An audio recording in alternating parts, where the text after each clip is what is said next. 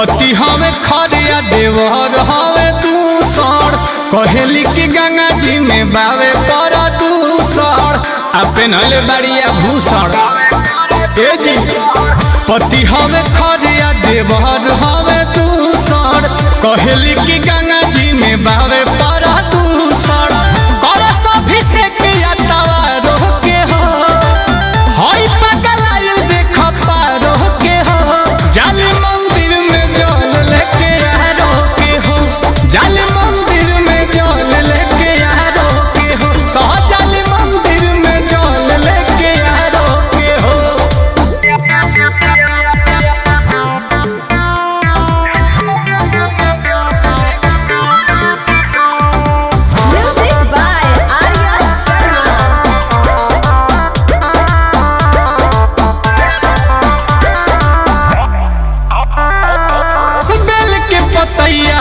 तुर तुर खुद हो लोटकी में लेके जाली सुधा के दूध हो।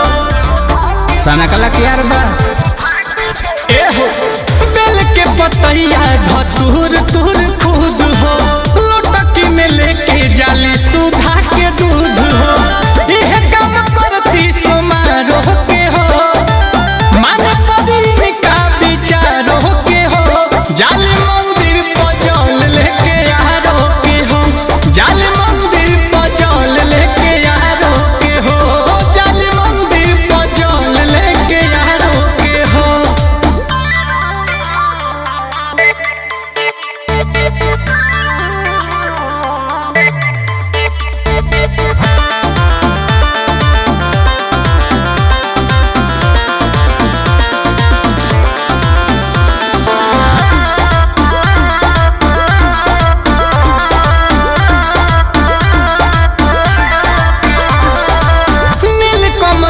से करावस शिव चाराचा भोला भगती में हई करस बड़ी खराचा।